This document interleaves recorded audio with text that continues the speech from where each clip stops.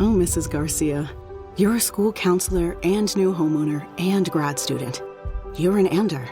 National University supports the whole you, so you can focus on what matters most. Learn more at nu.edu. This is VSiN's Daily Morning Bets. Here's your hosts, Matt Youmans and Wes Reynolds. All right, Wes, let's look at the MLB card for Wednesday, and we got an early game between the Cardinals and the Pirates. Not real early, 3:40 p.m. Pacific time. Yeah, no early games, by the way, on Wednesday. Usually you get those like 9:30 Pacific or 10 a.m. Pacific starts, but none tomorrow. All right, Miles Mikolas and Jared Jones going for the Pirates. A lot of hype, obviously, earned for Paul Skeens, but Jared Jones, 86 innings, 93 Ks, a 110 whip, 366 ERA. Jared Jones has been a bet-on pitcher for the Pirates, too.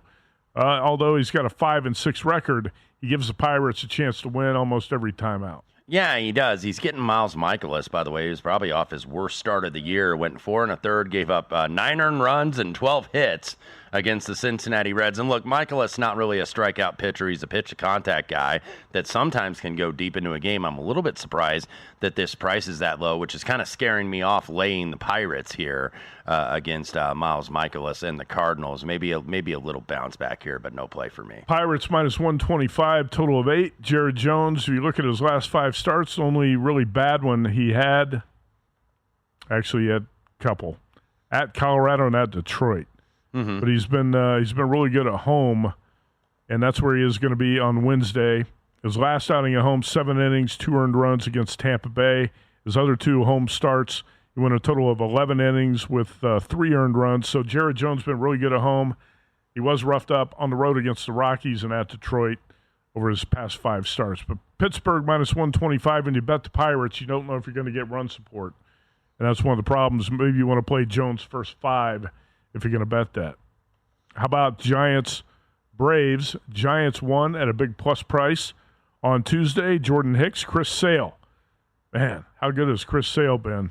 Minus 205 is the number. 8 is the total. San Francisco, Atlanta. Yeah, and Jordan Hicks going for the Giants. Giants just don't have a lot of healthy starting pitchers. That's why they've had so many openers, and that's why that Birdsong kid who pitched again tonight has to go deeper into games. Usually a rookie like that, you don't want to, extend him too much, but the Giants having to do so. But anyway, back to Chris Sale. Look, he's been pounding the strike zone really all year. Doesn't really walk a lot of guys, so maybe a way to play this, if you don't want to lay the heavy price with the Braves, is to play on Chris Sale, which you're usually playing on a pitcher with money lines anyway. Under walks at about 1.5. Sale just, doesn't really walk a lot of guys. He gets a lot of chases, especially out of the zone, and then when he attacks the zone, obviously you're either striking guys out or you're getting the ball hit at you, but that means you're not walking guys. So, Sale perhaps under his walks could be a way to look instead of laying that big price. Sale has walked 2 or fewer in 4 of his past 5 starts. He's got a 11.3 Ks per 9 ratio, a whip of 0.93, and over the last 4 starts for Chris Sale, 26 innings, 6 earned runs, and Wes, like you said, a total of 7 walks in those 26 Look, innings. He's been terrific, and he's needed to be for the Braves. Without Strider, really the entire pitching staff for Atlanta, I think, has stepped up. They just haven't been hitting often enough. So Chris Sale under 1.5 walks. If your run line's better, on the runs line minus 1.5, you get the Braves at about even money if you want to take a shot there. I would not recommend laying the 205. Let's go to Phillies-Cubs. Good matchup. Zach Wheeler, Shota Imanaga, even though Imanaga has not been as sharp in his past handful of starts. Wheeler and the Phillies at minus 130. Again, no Bryce Harper in this Philadelphia lineup. Yeah, and still I believe no Schwarber as well. Shota, better outing last time out against the Giants on the road. Got in a little bit of trouble in the 6th, but it did go 6 innings because the previous start against the Mets went 3 innings, gave up 11 hits and 10 earned runs. So we knew that Shota was going to regress at some point. I think that regression probably priced into the number here. Wheeler, we talked about that with Darren Moore earlier in our VSiN Tonight program about Wheeler being 2-1, maybe a little bit short for a Cy Young, but he's just so Mr. Consistency. And this is a guy that can go 6 innings. Cubs are a team that can strike out quite a bit too. So, maybe Wheeler strikeout props, even though he can be kind of a pitch to contact guy as well as a strikeout pitcher. But the Cubs are a team that they strike out a ton, so you don't want to play under strikeouts against these guys very often with an opposing pitchers. Wild game tonight between the D-backs and the Dodgers, and Shohei Ohtani had a 2-run homer in that one. Dodgers came back to win 6-5 at -185. Price is going to be a little bit lower on the Dodgers, it appears, on Wednesday. Gavin Stone, I think he's got to be an all-star. Most reliable pitcher on the Dodgers staff at -165. That's the number of DraftKings here overnight. Total of 8.5.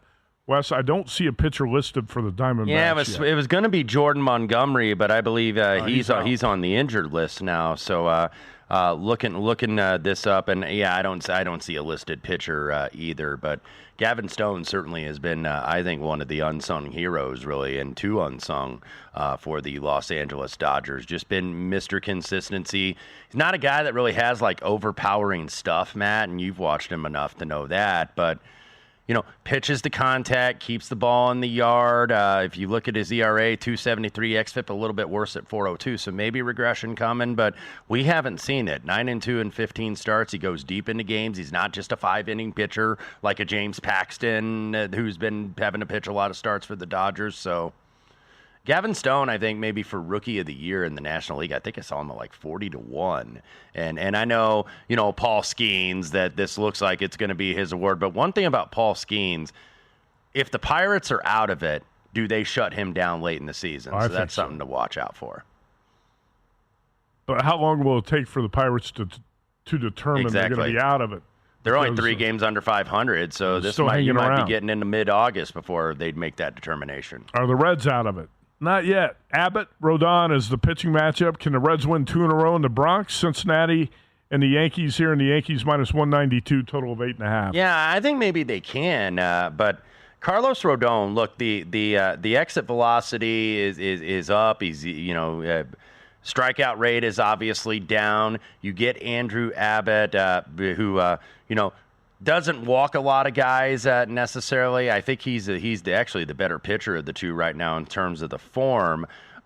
Both these teams are actually very good against left-handed pitching. Yankees, walk a little more frequently. The Reds don't strike out as much against left-hander. I just think that this is a big price here. It's not that I'm necessarily having a lot of faith in the Reds, but this is, $1.65 plus out there. I think that's way too high for Rodon here. Yeah, I do too. To me, he's a bet against pitcher. Yeah, and look, we're starting to see the Yankee staff regress a little bit too. We've started to see it with Heel. We've started to see it with Stroman.